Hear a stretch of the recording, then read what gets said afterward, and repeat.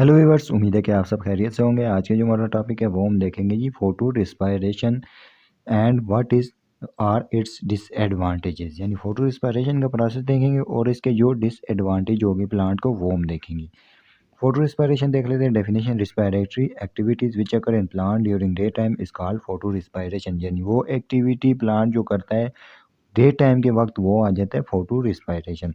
It is a light dependent process during which oxygen is absorbed and carbon dioxide is released.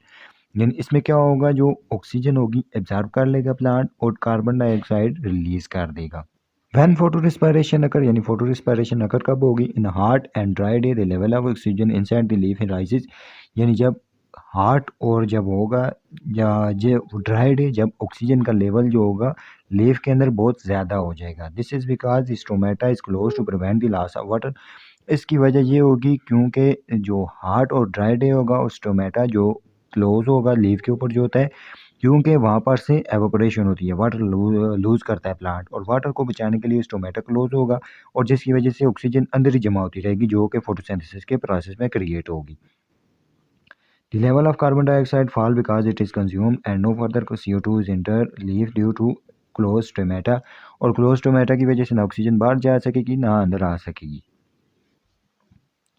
Explanation इसकी देख लेते हैं। The process occur in the presence of enzyme called ribulose bisphosphate carboxylase. यानी rubisco जो enzyme है उसकी presence में ये होगा process. The enzyme can act both as carboxylase and oxygenase. यानी ये दोनों एक्ट कर सकता है, कार्बोक्सिलेज भी और ऑक्सीजनेज भी। The reaction depend on the concentration of CO2 and O2। यानी ये डिपेंड किस पर करेगा? CO कार्बन डाइऑक्साइड और ऑक्सीजन की कंसंट्रेशन के ऊपर। यानी जब ऑक्सीजन का लेवल अंदर ज़्यादा होगा और कार्बन डाइऑक्साइड बहुत कम होगी तो उस वक्त ये प्रोसेस ज़्यादा तेज़ होगा। If the concentration of CO2 is more in leaf, Rubisco enzyme combines with CO2 and photosynthesis, Calvin cycle occur। यानी क्या होगा, अगर ये CO2 की अमाउंट ज़्यादा होगी तो कैल्विन साइकिल स्टार्ट हो जाएगी, और अगर कम होगी तो फोटो जो आ जाएगी उसके बाद फोटो रिस्पायरेशन का प्रोसेस होगा, ये वाला प्रोसेस होगा। On the other hand, the concentration of O2 is more in leaf than Rubisco enzyme combined with O2 and photorespiration occur। और अगर क्या होगा जी, कंसंट्रेशन ऑफ O2 ज़्यादा होगी, ऑक्सीजन की अमाउंट इनसाइड ज़्यादा होगी क्योंकि स्टोमेटा क्लोज होगा ताकि एवोपरेशन को कम किया जा सके, वाटर लूज कम किया जा सके। तो ये क्या करेगा, रुबिस्को एंजाइम O2 के साथ जॉइन कंबाइन हो जाएगा और फोटो रिस्पायरेशन स्टार्ट कर देगा। मैकेनिज्म अगर देखें तो सबसे पहले इसका स्टेप आ जाता है reaction of RuBP with oxygen. यानी RuBP जब रिएक्ट करेगा किसके साथ? ऑक्सीजन के साथ। If the oxygen concentration is more in leaf then rubisco enzyme act as oxygenase. यानी जब ऑक्सीजन की कंसंट्रेशन ज़्यादा होगी तो ये ऑक्सीजनेज की तरह एक्ट करेगा which react with rubisco RuBP 5 carbon to convert it into glycolate. यानी ये किसके साथ रिएक्ट करेगा? RuBP के साथ जो 5 कार्बन है, और किसके में कन्वर्ट हो जाएगा? ग्लाइकोलेट में। This process take place in the chloroplast. यानी ये जो प्रोसेस है ये होगा कहाँ? ये क्लोरोप्लास्ट के अंदर प्रोसेस होगा। यानी जो RuBP किसके साथ मिलेगा? O2 के साथ मिलेगा और ग्लाइकोलेट बना देगा। नेक्स्ट इसका स्टेप आ जाता है conversion of glycolate to glycine. यानी जो ग्लाइकोलेट अभी बना है वो ग्लाइसिन में कैसे कन्वर्ट होगा? The glycolate then diffuses out from chloroplast and enter the peroxisome. यानी क्लोरोप्लास्ट से ये निकलेगा और कहाँ पर चले जाएगा? पेरोक्सिसोम्स में, where the glycolate is converted into glycine. और वहाँ पर ये जाकर ग्लाइकोलेट जो है किस में कन्वर्ट हो जाएगा? ग्लाइसिन में। नेक्स्ट इसका तीसरा आ जाता है formation of serine and CO2। यानी ग्लाइसिन से ये अब किस में कन्वर्ट होगा? सीरीन और कार्बन डाइऑक्साइड का मॉलिक्यूल रिलीज करेगा।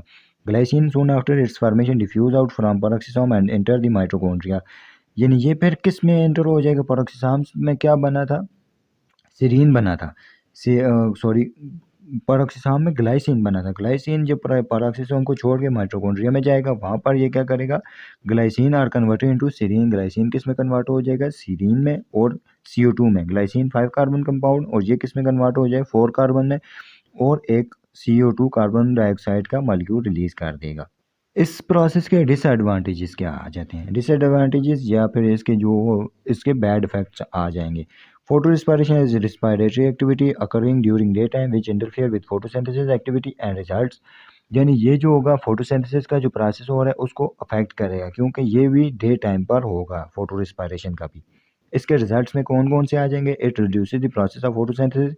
यानी फोटोसिंथेसिस के प्रोसेस को रिड्यूस कर देगा। It lower the fixation of CO2 in carbohydrates by 25%, यानी CO2 की फिक्सेशन कर देगा, ग्लूकोज की फॉर्मेशन कम हो जाएगी। It affect the growth of plant, यानी ग्रोथ के ऊपर बहुत बड़ा अफेक्ट करेगा प्लांट के ऊपर, क्योंकि वो अपनी फूड प्रिपेयर नहीं कर सकेगा तो ग्रो नहीं कर सकेगा। It reduce the yield of plant, यानी प्लांट के यील्ड भी कम कर देगा, क्योंकि वो बना ही नहीं सकेगा तो यील्ड कैसे करेगा। It release CO2 instead of fixation into carbohydrate, यानी ये रिलीज क्या करेगा, वैसे तो जो फोटोसिंथेसिस के प्रोसेस में CO2 लेगा और ऑक्सीजन रिलीज करेगा, इस प्रोसेस में ये क्या करेगा, CO2 रिलीज करेगा। उम्मीद है कि आपको ये वीडियो पसंद आई होगी। हमारे चैनल को सब्सक्राइब, लाइक और कमेंट करना ना भूलिएगा।